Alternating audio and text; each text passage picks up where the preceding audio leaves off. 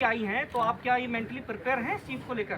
देखिए, जब से मैं उत्तर प्रदेश में काम कर रही हूँ तो मैं पूरी तरह से मेंटली प्रिपेयर हूँ। मुकदमे करिए, हिरासत में ले लीजिए, जेल में डाल दीजिए, क्या होगा? हम तो लड़ते रहेंगे। ये हमारा संघर्ष है। बड़ा इंकार किया है आपने पहले ही कैंपेनिंग में। पंकज सिंह यहाँ से विधायक हैं और रक्षा मंत्री के बेटे हैं। ये लड़की पंखुड़ी यहाँ रहती है, यहाँ की समस्याओं को समझती है। आज से नहीं, चुनाव के समय से नहीं, ये महीनों से हर जने के लिए अवेलेबल होती है, उपलब्ध होती है कि आप फ़ोन करिए, फ़ोन उठाती है, जाती है, सबसे मिलती है, सबकी समस्याओं को समझती है। आप देखिए, ये जीतेगी क्योंकि जनता त्रस्त है। यहाँ नोएडा की परेशान है, सारे ग्रुप्स परेशान हैं, कोई सुनवाई नहीं है उनकी। वो कह रहे हैं कि विधायक को तो हम देखते ही नहीं है, अब बसों पे उनका विज्ञापन देख रहे हैं, लेकिन उनका चेहरा हम सिर्फ बसों पर देखते हैं मैम। लेकिन ये लड़की तो यहाँ रहती है, संघर्ष करने वाली लड़की है। इसके छोटे छोटे बच्चे हैं, तब भी ये कोरोना के समय इसने सबसे ज़्यादा काम किया है, इसीलिए इसको टिकट मिला है। मैम, इस बार कितनी बात नहीं सुन रहे हैं, उनको मार रहे हैं, पीट रहे हैं, जेल में डाल रहे हैं, उनका करियर ख़त्म कर रहे हैं। उन पे ऐसी ऐसी धाराएं लगा रहे हैं कि वो जेल चले जाते हैं, बाद में यूनिवर्सिटी नहीं जा सकते हैं। तो हम कह रहे हैं कि हम समझ रहे हैं कि ये आपकी समस्याएं हैं, इसको सुलझाने के लिए, इनको सुलझाने के लिए हमने एक पूरा विधान बनाया है। इसको पढ़िए, ऑनलाइन भी पढ़िए, और जहाँ से भी आपको ये उपलब्ध हो सकता है आप उसको देख के पढ़िए, क्योंकि हम ठोस बात कर रहे हैं, हम इधर उधर की बातें नहीं कर रहे हैं।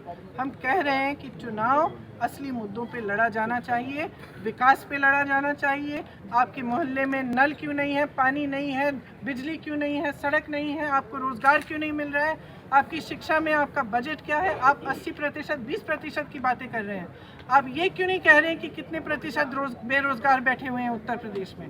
आप ये क्यों नहीं कह रहे हैं कि शिक्षा का जो बजट में आपने जितने प्रतिशत पैसे आपने खर्चे हैं वो पहले से कम हो गए हैं? ये क्यों नहीं कह रहे हैं? आप ये क्यों नहीं कह रहे हैं कि आप कितने प्रतिशत आप खर्चेंगे सेहत के लिए, सेहत की सुविधाएं के लिए? तो हम कह रहे हैं कि इन बातों पर चुनाव लड़ा जाना चाहिए, और हम कह रहे हैं ये इससे सिर्फ राजनीतिक दलों का फ़ायदा होता है, जातिवाद और सांप्रदायिकता को फैलाने से सिर्फ राजनीतिक दलों का, पब्लिक का कोई फ़ायदा नहीं है इसमें। पब्लिक का फ़ायदा इसमें है कि हर नेता को पब्लिक जवाबदेह बनाए, पब्लिक पूछे कि हमारे ये काम क्यों नहीं किया है। अगर आप काम नहीं करेंगे तो हमारा वोट आपको नहीं मिलेगा। तो मैं आप सबसे आग्रह करना चाहती हूँ, सारे नौजवानों से, उत्तर प्रदेश की नौजवानों से, महिलाओं से, सबसे आग्रह करना चाहती हूँ कि आप इस चुनाव को अपने बारे में बनाइए। आपका विकास कैसे होगा, आपका भविष्य मजबूत कैसे होगा, आपको रोजगार कैसे मिलेंगे, आपको अपने पैरों पर खड़ा करने के लिए सरकार किस तरह से मदद करेगी, ये पूछिए और जवाबदेही बनाइए इन लोगों को जो आपको गुमराह कर रहे हैं। The new reports that have emerged regarding Pegasus. From the new reports, it's pretty clear that the government lied in Parliament. Priyanka ji, ma'am हिरासत को कांग्रेस फिर से उठाना चाह रही है और नोएडा विधानसभा सीट पर 3 लाख बंगलावासी वोटर है। आज आप माता काली की दर्शन भी किए हैं। दोनों सवाल एक साथ है।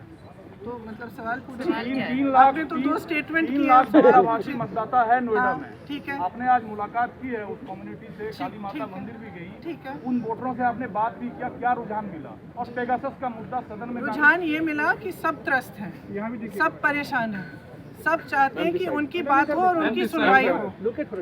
सब चाहते हैं कि उनकी जो समस्याएं हैं उनकी सुनवाई हो, वो सुनवाई हो नहीं रही है। और तमाम ऐसे मुद्दे उठाए जा रहे हैं जिनसे उनका कोई एक्चुअली उनकी समस्याओं का हल नहीं होगा। तो सब चाह रहे हैं कि अपनी समस्याओं पर ये चुनाव लड़ा जाए, और जो उनके लिए, जो जैसे मैंने कहा, पंखुड़ी जी यहाँ हैं, यहाँ रहती हैं, जब इनको बुलाएं तो वो आती हैं। उनको इस तरह का एक उम्मीदवार चाहिए, उनको इस तरह का प्रतिनिधित्व चाहिए। इनके लिए सबसे बड़ी धन्यवाद देते के सामने। Thank you ma'am. पेगासस को कैसे आप जनता तक पहुंचाएंगे? आप पेगासस को कैसे पहुंचाएंगे? चलो, थैंक यू वेरी मच।